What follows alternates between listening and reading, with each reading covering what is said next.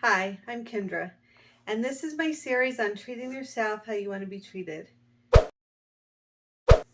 What if we came into this lifetime with a certain personality type, a certain environment we came into, certain parents?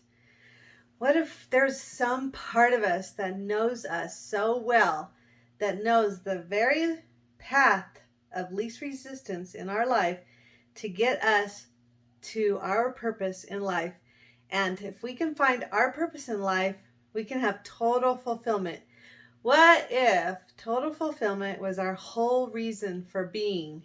What if we did do all of this? We brought these particular parents to us in our lifetime so that we could have the exact experiences that we needed to have in the exact circumstances that we needed to be in order to bring the experiences and the lessons and just find ourselves, our true, authentic, genuine selves in the process.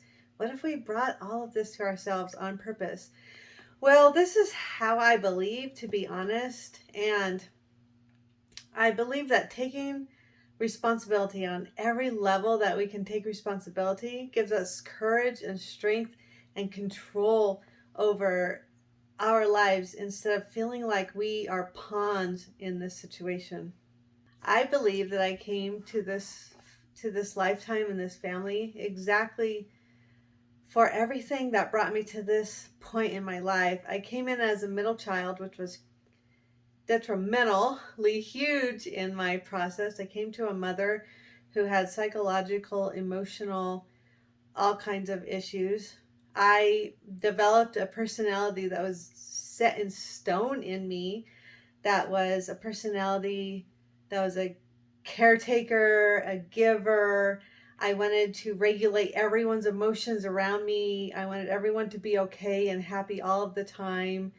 I brought all of that to myself, I believe, so that I could be easily manipulated, easily played with like a toy. I said to myself recently, I became the perfect yo-yo. People just played me as a yo-yo, and I just went along with it automatically because I didn't know any better. It was how I was programmed by my parents to be. And I just took that on as my own personality. And I just went along with anyone who would push me away, pull me close, push me away, pull me close. And a part of me just responded to that. It felt so comfortable and it was so automatic that that's just what was happening to me on some level.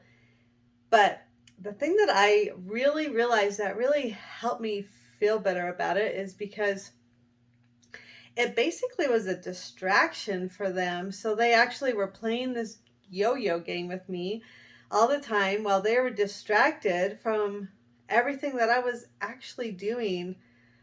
The other part of me, I found out about spirituality and I started studying, and I found out about manifestation and really bringing to yourself the life that you wanted. I started reading books, The Secret of Life and How to Play It, and then the movie and book The Secret, and really just expanded from there. From my early 20s, I started really digging in and I started to really see this taking place in my life and helping me and becoming the person that I really wanted to be, and started to walk on my path. I started to bring things to myself. I started to have more faith. I started expanding, growing. I had more courage. I had faith. I had strength. Everything was getting more positive and I was optimistic.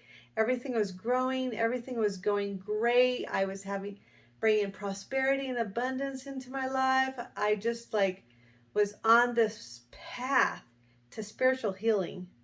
But then I learned one of the very biggest lessons of all in this lifetime, a lesson on letting go. I naively thought everyone else was like me, and everyone else was on this journey, on this self-healing, self-awakening, expansion, lifting their vibration and their consciousness. I naively thought everyone else was like me. And I thought that as I was going to the next level and to the next level, everybody else was going to come along with me, and everyone else was going to be excited to go to the next level and to have the more abundance, have the career of a lifetime, be in the relationship that you've always dreamed of, just have all those things. And I naively, again, thought that everybody wanted that. And boy, was I wrong.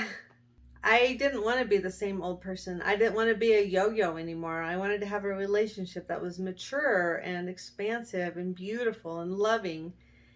And that isn't what happened. I realized I was projecting. Now I see we are all projecting. We're projecting onto others, and they're projecting onto us.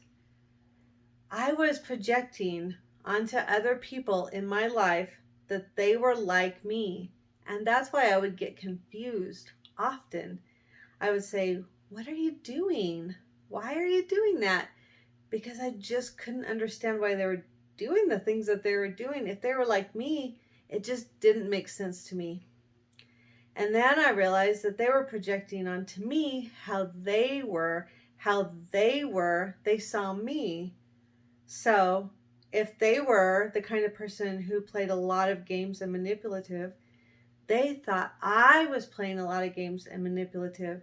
So when they were reacting to me, they were reacting to the person that they thought I was, because they thought I was like them, but I wasn't. It was almost like one of those funny stories, and I do have a couple in my life, where I was having a huge conversation with another person, and I was completely talking about a totally different thing than they were.